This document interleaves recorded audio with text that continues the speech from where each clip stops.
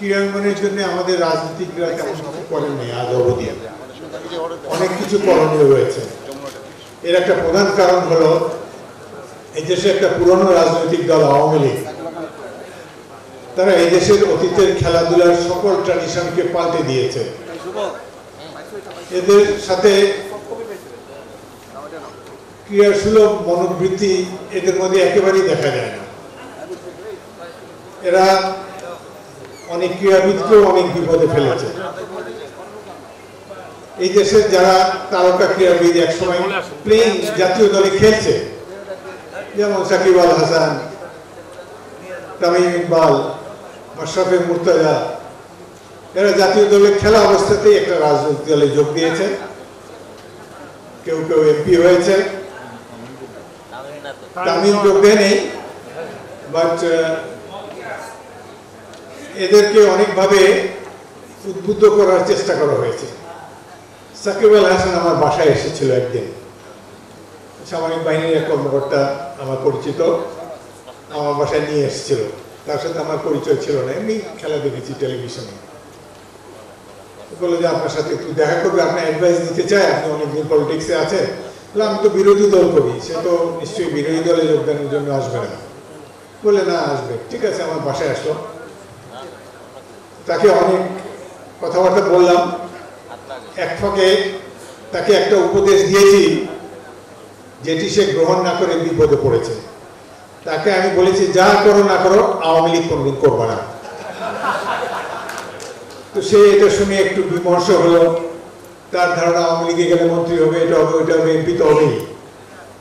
আমি তাকে বললাম, দেখো আমিও তোমার মতোই খেলোয়াড় ছিলাম, আমাদেরও পরিচিতি ছিল।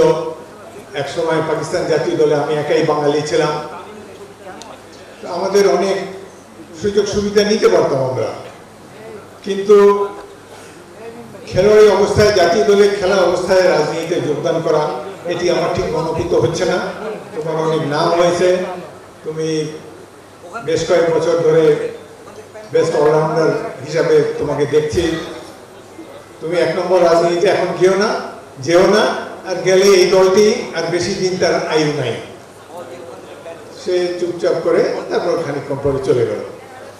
যদি সে আমার কথা শুনতো এবং এইভাবে রাজনীতিতে না যেত, এই ধরনের আমি দামি ইলেকশনের মধ্যে না যেত, আজকে সে অনেক সম্মানের সাথে ঢাকার রাজপথে বিচরণ করতে পারত। এখন তো তার বাড়ি আসাই মুশকিল হবে। সুতরাং এখানে আরো যারা স্টার ক্রিকেটার, ফুটবলার আছে, হকি প্লেয়ার, বিশেষ করে তামিম ইকবালকেও বলবো, তামিমের যথেষ্ট নাম হয়েছে, তার স্টাইল অফ ব্যাটিং আমার খুবই পছন্দ, এবং এই ধরনের অ্যাগ্রেসিভ প্লেয়ার এখন তো আর দেখা যায় না। সুতরাং ক্রিকেট তাকে বাংলাদেশ ক্রিকেট বোর্ড হ্যান্ডেল করতে পারেনি, যার জন্য মানসিকভাবে সেই খেলার আগে বিড়ম্বিত ছিল। সময়ের আগেই হয়তো কোনো ফরম্যাট থেকে রিটায়ার করেছে। আওয়ামী লীগ আসলে এইসব ক্রীড়া ফেডারেশনগুলোতে অনেক এক্সট্রা কাভার ঢুকে করে। এক্সট্রা কাভার কি?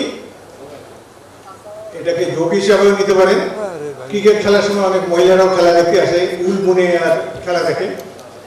এক মহিলা আরেক মহিলাকে বলছে, আপা এই যে কমেন্টাররা বারবার বলছে এক্সট্রা কাভার, এক্সট্রা কাভার, এই এক্সট্রা কাভার জিনিসটা কি? যাকে জিজ্ঞেস করেছে সেই মহিলা বলে, এই যে ক্রিকেটার ফজল মাহমুদ বল করতে আসলো, বল করার আগে গা থেকে এই যে সোয়েটারটা খুলে আম্পায়ারের হাতে দিল, এটাই হলো এক্সট্রা কাভার। তো আওয়ামী লীগের ক্রিকেট বোর্ডে এরকম অনেক এক্সট্রা কাভার আছে, যারা জানে না how to handle A cricketer, how to handle A sportsman, যাদের অনেক ফলোয়িং আছে, যারা অল্প বয়সে অর্থ সাথে সাথে খ্যাতি অর্জন করার ফলে কিছুটা ইমব্যালেন্স হয়ে যেতে পারে যদি প্রপার গাইডেন্স তাদের না থাকে। সুতরাং প্রত্যেক আউটস্ট্যান্ডিং পপুলার ক্রিকেটারের একজন অ্যাডভাইজার দরকার, যে তাকে সবসময় লেভেল হেডেড রাখবে, তার মাথাটা যেন বিগড়ে না যায়, এবং অল্প বয়সে অর্থানুকূলের কারণে, অর্থ সমাগমের কারণে তার জন্য কোনো বদভ্যাস গড়ে না উঠতে হয়। এখন আমাদের সময় আমরা যখন খেলতাম, আমাদের সিনিয়র খেলোয়াড়রা অনেক অ্যাডভাইস আমাদেরকে করেছেন, এবং আমরা তাদেরকে ফলো করতাম, ওইভাবেই চলার চেষ্টা করেছি। সুতরাং খুব একটা ব্যতিক্রম হয়নি অনেকের মধ্যে।